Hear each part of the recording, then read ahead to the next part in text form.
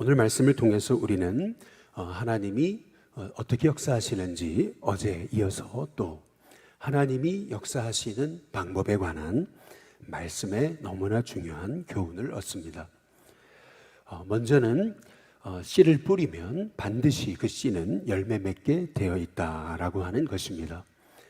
우리가 주목해 봐야 되는 것은 모세의 그 아주 어린 영유아기를 어머니가 모세를 양육했다라고 하는 부분을 우리가 주목해 봐야 됩니다. 오늘 여기 11절에 보면 모세가 장성한 후에라고 말하죠. 여기 장성했다라고 하는 말의 의미는 모세가 지금 40세가 되었다라고 하는 것을 의미하는 것입니다. 40세 때 광야로 도망쳤으니까 지금 장성한 후에라고 하는 말씀에 몇 살이다라고 하는 것은 나오지 않지만, 그러나 우리가 성경적으로 대입해서 볼 때 모세의 나이는 지금 40세쯤 됐던 것을 이제 볼 수가 있습니다. 벌써 모세는 애굽의 그 아름다운 그 왕궁의 화려한 그 문화와 음식과 또 제도를 맛본 사람입니다. 뉴욕의 뉴요커로서 그 엄청난 그 문화와 그 화려한 삶에 대해서 한번 길들여진 사람이라면 그 뉴욕의 아름다운 그 삶의 패턴을 버리는 건 쉽지 않겠죠.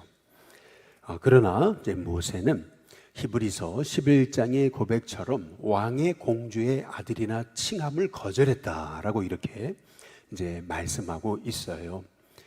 오히려 하나님의 백성과 고난 받기를 두려워하지 않았다라고 이렇게 이제 말씀하는 것을 이제 볼 수가 있습니다.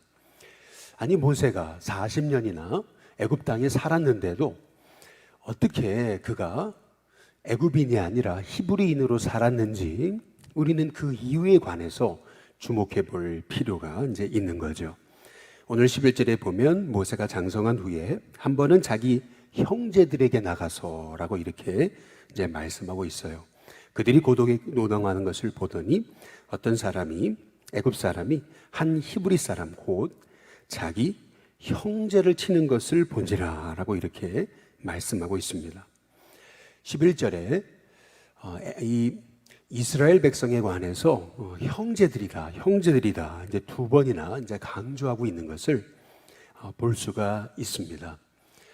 모세는 철저하게 애굽의 바로의 공주의 아들이라고 하는 왕자라고 하는 엄청난 그러한 신분을 갖고 살았음에도 불구하고 그는 자기가 하나님의 백성, 하나님의 자녀라고 하는 것을, 그 정체성을 그는 늘 가슴속에 갖고 이제 살았다라고 하는 것을 이제 우리가 알 수가 있는 거죠. 마찬가지로 우리도 이렇게 두 정체성을 갖고 이제 살아가게 이제 되는 것입니다. 항상 세상 사람이라고 하는, 세상에서 살아간다라고 하는, 이 땅에서 살아간다라고 하는 정체성이 있는 반면, 그러나 동시에 우리는 하나님의 자녀라고 하는 확실한 정체성이 이제 필요하다라고 하는 것이죠. 이 모세의 하나님 자녀라고 하는 이 정체성은 그가 어렸을 적, 젖되기 전까지 어머니로부터 받은 그러한 그 영적인 어머니의 그 양육과 기도로 그는 히브리 백성이라고 하는 그 가슴 끓는 정체성을 그는 소유하고 살았음을 볼 수가 있는 것입니다.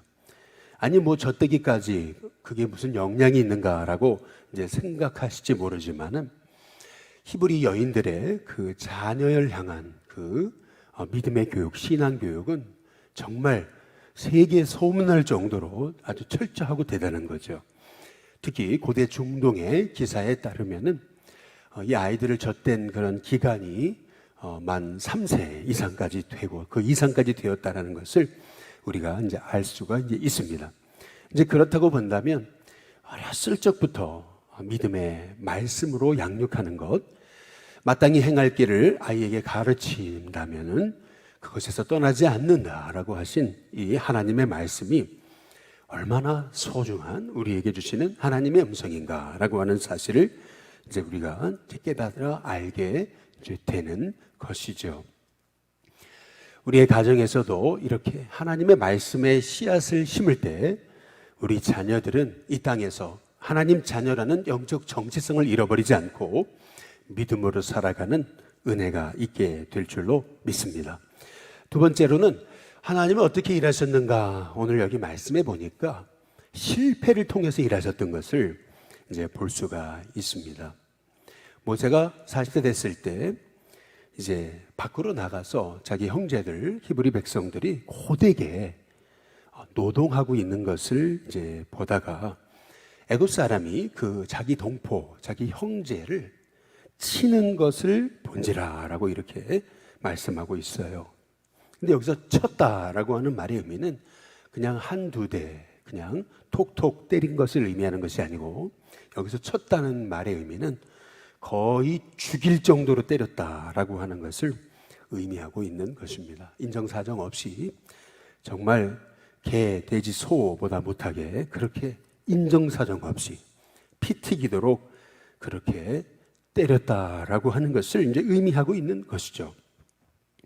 결국 이제 모세는 여기 12절에 보니까 좌우를 살펴라고 이렇게 말하잖아요. 분명 사람이 없음을 봤습니다. 그래서 애굽 사람을 쳤는데 그가 죽임을 당하고 말았죠. 그래서 모래 속에 감췄습니다. 모든 것이 이제 완전 범죄인 줄 알았어요. 모세가 실은요, 아마 우발적으로 이렇게 이제 애굽 사람을 이제 죽이게 됐겠죠. 이 히브리 사람을 감독하다가 노동하던 히브리 사람을 쳤던 애굽 사람은 아마도 이렇게 공사 감독관쯤 되지 않았을까라고 하는 이제 생각입니다. 이튿날에 다시 이제 모세가 나가 보니까 두 히브리 사람 형제들이잖아요. 동포끼리 이제 싸우게 됩니다. 그때 모세는 잘못한 사람에게 말해요. 네가 어찌하여 우리의 동포를 때리느냐? 형제들끼리 싸우면 되느냐라고 이렇게 이제 말합니다. 그때 그 잘못한 사람이 뭐라 그러냐면, 누가 너를 우리를 다스리는 자와 재판관으로 삼았냐라고 이제 말하죠. 보통 잘못한 사람이 잘못을 깨닫지 못하는 경우가 많죠. 오히려 적반하장일 경우가 너무나 많은 것 아니에요? 그런데 그가 뜻밖의 말을 하게 됩니다. 뭐라 그러냐면, 내가 애굽 사람을 죽인 것처럼 나도 죽이려느냐라고 이렇게 말하는 것을 이제 볼 수가 있습니다. 완전 범죄인 줄 알았는데 본 사람이 아무도 없었는데 모든 자기의 잘못을 모래 속에 감추었는데, 그러나 그것이 다 드러났던 것을 이제 볼 수가 이제 있는 거죠. 결국 세상에 비밀이라는 것은 없는 겁니다. 세상에 완전 범죄라는 건 없는 거고, 세상에 죄가 완전히 감춰지는 것은 없는 거죠. 반드시 드러나게 되어 있다라고 하는 사실을 이제 볼 수가 있는 겁니다. 모세가 드디어 두려워해서 그가 고백합니다. 야, 일이 탄로났구나. 그것이 당연히 바로에게도 알려지게 됐겠죠. 바로가 이 일을 듣습니다. 모세가 왕자인 것은 사실이지만, 그러나 자기 애굽 그 공사 감독관을 죽였다라는 것은, 이것은 엄청난 이 모세의 잘못임은 이제 사실이었던 거죠. 모세를 찾습니다. 결국 모세는 이 바로의 낯을 피해서 도망치죠. 미디안 땅으로 도망쳤습니다. 정처 없이 그는 빈손으로 도망치고 말았던 것을 이제 볼 수가 있습니다. 모세의 인생에서 왕자에서 한순간에 도망자의 신세로, 왕자에서 정처 없는 그러한 나그네의 신세가 되었던 것을 이제 볼 수가 있는 거죠. 그것이 15절에 이제 말씀입니다. 하루는 우물 곁에 앉았더라라고 이렇게 말씀하고 있어요. 모세가 미디안 광야에서 굉장히 그가 방황하면서 여기저기 헤매고 다녔음을 이제 말씀하고 있는 것이죠. 그런데 그때 마침 오늘 여기 말씀에 보니까 미디안 제사장에게 7딸이 있었거든요. 그들이 와서 이제 물을 길어서 자신의 구유에 채워서 자기 아버지의 양떼를 먹이려고 해요. 오늘 여기 이제 말씀에 보면은 정말 모든 게 우연 같아 보이고, 모든 것이 다 그냥 어떻게 하다 보니까 이제 이렇게 된 것처럼 보입니다. 그러나 오늘 여기 말씀에 보시면은 하나님이 일하시는 방법, 그것은 뭐냐면 인간의 눈에는 철저히 우연 같아 보이고 어찌 하다 보니까 된 것처럼 보이지만은 하나님은 그 우연까지도 필연으로 바꾸시는 하나님이심을 오늘 말씀을 통해서 우리가 볼 수가 있습니다. 우리는 우리의 걸음, 이 모든 것이 다 우연 같아 보여도 하나님은 우리의 걸음마저 다 섭리하신다는 사실을 기억할 수 있는 저와 여러분이 될 수 있기를 주님의 이름으로 축복합니다. 이것이 바로 하나님이 일하시는 이제 방법이에요. 모세의 실패까지도 사용하셔서 그 실패를 오히려 하나님의 기회로 바꾸시는 분이 바로 우리 하나님이시라고 하는 거죠. 우리가 하나님 백성으로 살아가다가 어려움 당할 때가 있습니다. 뜻하지 않은 실패를 경험할 때가 있어요. 그러나 하나님 백성에게 있어서 하나님과 함께하는 실패는 실패가 아니라는 사실을 우리가 이 모세의 삶을 통해서 이제 볼 수가 있는 겁니다. 모세가 실패하지 않았더라면 미디안 광야까지 가게 됐겠느냐라는 겁니다. 모세가 실패하지 않았더라면 그 미디안 광야의 우물 곁에 앉아 있을 수 있겠냐라고 하는 것입니다. 모세가 실패하지 않았더라면 그 미디안 광야의 그 루엘의 이드로의 그 여인 그 자녀 딸들을 이제 만날 수가 있었겠느냐라고 하는 이제 것이죠. 오늘 이 말씀을 통해서 우리는 실패까지도 선용하시는 그 하나님의 은혜를 이제 보게 되는 것입니다. 어찌 본다면 실패는 정말 쓰고 실패는 고통스럽죠. 고난이 선하지는 않습니다. 그러나 그 고난마저도 하나님의 계획으로 바꾸시는 분이 바로 우리 하나님이시라고 하는 거죠. 그래서 우리에게는 고난마저도 선용하셔서 하나님의 계획으로 바꾸시는 그 하나님을 의지하면서 우리가 실패는 우리의 인생의 마침표가 아니고 실패는 우리의 인생의 쉼표라고 하는 사실을 오늘 다시 한번 깨달으면서 모세가 지금 미디안 광야 우물 곁에 앉아 있었잖아요. 어찌 보면은 자기 입장에서는 할 일도 없이 여기서 지금 내가 여기서 혼자서 이렇게 뭐 하고 있느냐라고 하는 인생의 그런 허탈감에 빠졌을지 모르지만은 그러나 그 모세의 실패는 마침표가 아닌 하나님이 보실 때는 잠시 멈춰 서서 하나님의 계획을 바라볼 수 있고 하나님의 생각지 못한 또 다른 하나님의 역사하심의 시작이라고 하는 사실을 깨닫게 될 때에 저와 여러분의 심령 가운데 실패까지도 하나님의 기회로 바꾸시는 그 하나님의 손길을 의지하면서 오히려 실패는 마침표가 아닌 쉼표다라고 하는 믿음으로 승리하는 저와 여러분이 되시길 주님의 이름으로 축복합니다.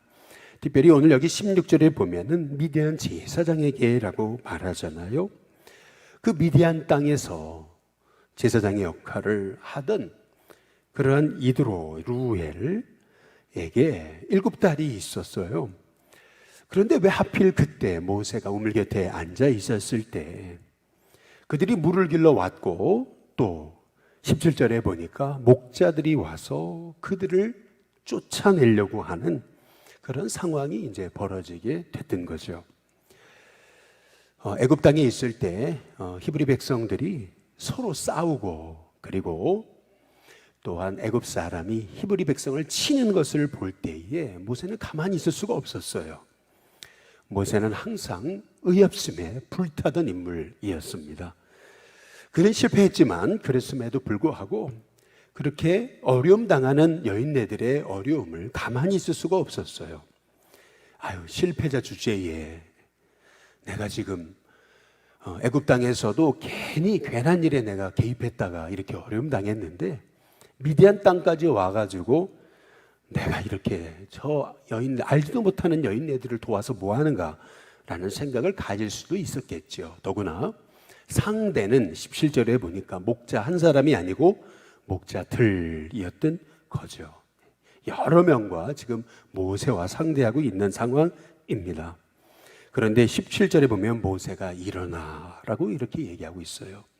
그리고 그들을 도와라고 말씀하고, 그리고 끝에 부분에 보니까 양떼에게 먹였다라고 이렇게 이제 말씀하고 있어요.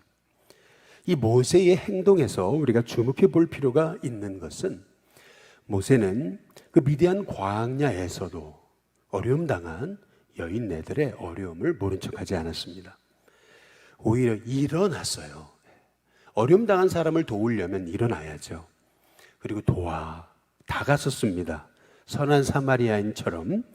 그리고 그 양떼에게 물을 먹였던 것을 이제 볼 수가 이제 있습니다. 모세는 단순히 그 여인들에게 뭔가 도움을 얻으려고 그들에게 다가섰던 것이 아닙니다. 지금 목자들은 그곳 광야에서 아주 불량배처럼 활동하고 있었던 것을 이제 볼 수가 이제 있는 거죠. 소위 다윗이 나발의 종들, 그들이 양떼를 지킬 때 이 다윗이 함께한 사람들과 함께 그들의 양떼를 지켜줬잖아요.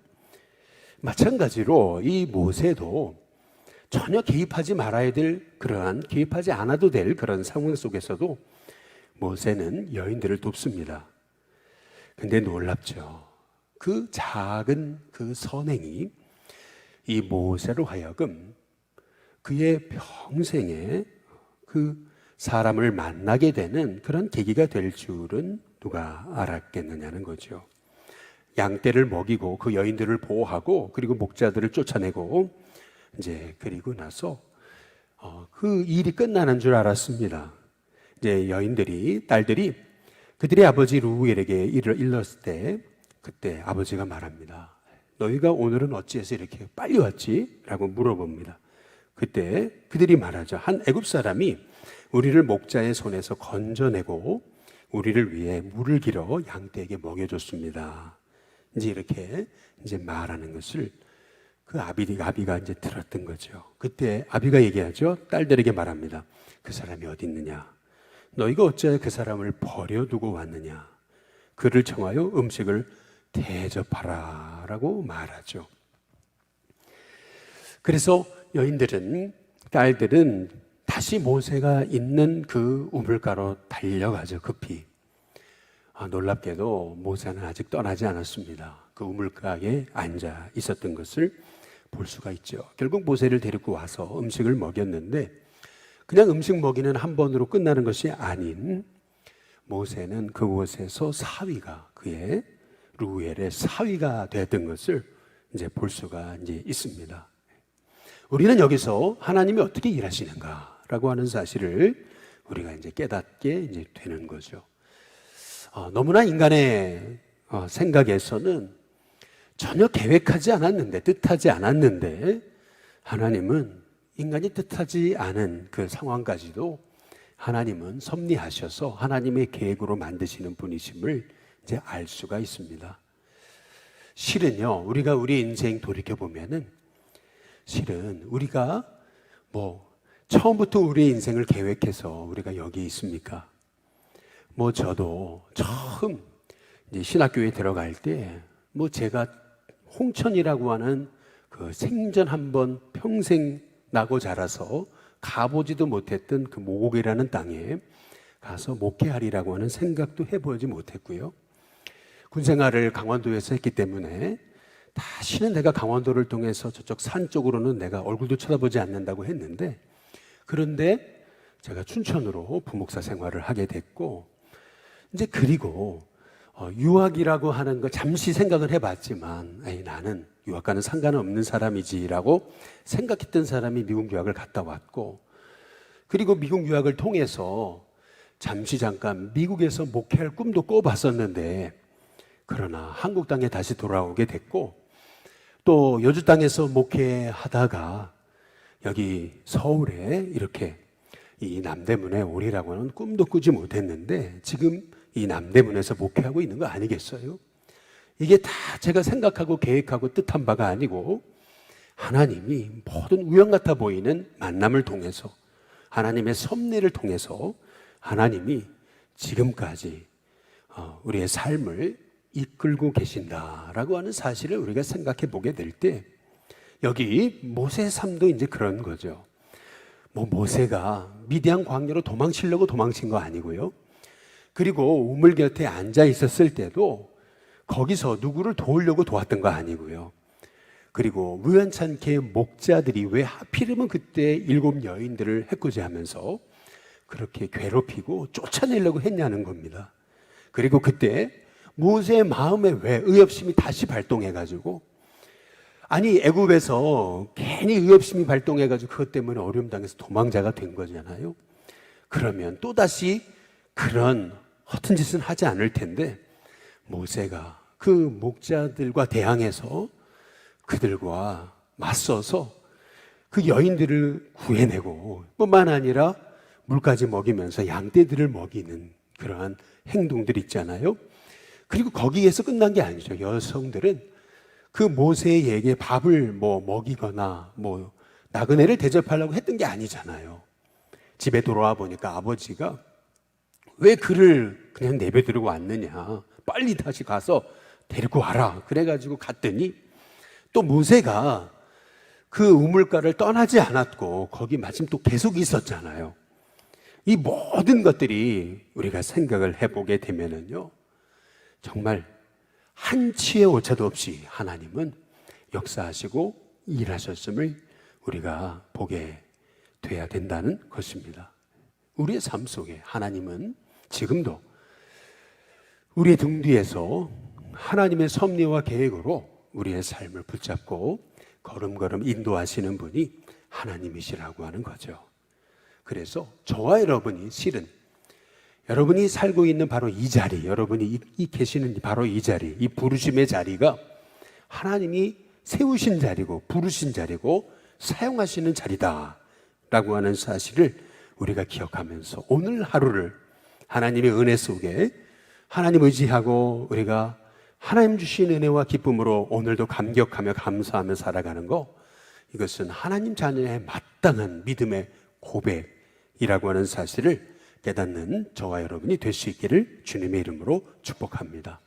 네, 특별히 오늘 말씀을 통해서 우리가 마지막으로 주목할 것, 모세는 애굽의 왕자로 살다가 한순간에 광야에 떠돌이가 됐잖아요.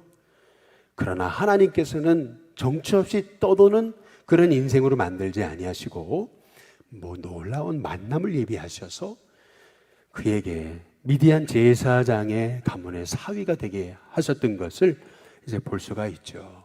모세는 그곳 미디안에서 십보라를 아내로 맡고 그리고 아들을 낳습니다. 그리고 나서 그 첫째 아들의 이름을 뭐라고 짓냐면 22절에 게르솜이다 라고 이렇게 짓습니다. 게르솜이라는 말의 뜻은 내가 타국에서 나그네가 되었다, 나그네라고 하는 뜻이 있는 거죠. 실은요, 여기에서 우리는 너무나 중요한 하나님 자녀의 믿음의 정체성을 보게 되는 것입니다.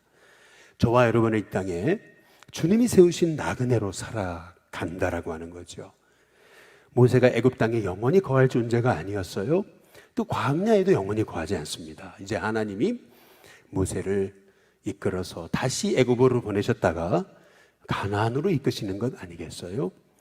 결국 우리의 믿음의 본향은 영적 가나안, 저 하늘 더 나은 본향에 있음을 우리가 깨달으면서 우리는 언제나 우리가 바로 게르솜입니다. 우리가 바로 주님이 세우신 나그네입니다 라고 하는 믿음의 정체성 가지고서 오늘도 이렇게 모세의 부모처럼 씨 뿌리고 살고 뿐만 아니라 우리의 삶 속에서 실패도 선용하시는 하나님의 은혜를 보고 실패는 마침표가 아니고 쉼표다라고 하는 믿음의 고백을 가지고 오늘도 우리의 실패까지도 선용하셔서 우연처럼 보이는 인생의 만남을 필연으로 바꾸시고 섭리로 바꾸시는 그 하나님을 의지하면서 내 삶, 지금까지 하나님이 신실하게 나를 인도하고 계셨고 인도하신다, 그 믿음을 가지고 오늘도 나는 주님이 세우신 나그네입니다, 늘 하나님의 도우심과 은혜로 살아갑니다 라는 믿음의 고백으로 승리하는 저와 여러분이 다 되시기를 주님의 이름으로 축복합니다. 찬송가 202장 우리 함께 찬양 부르겠습니다.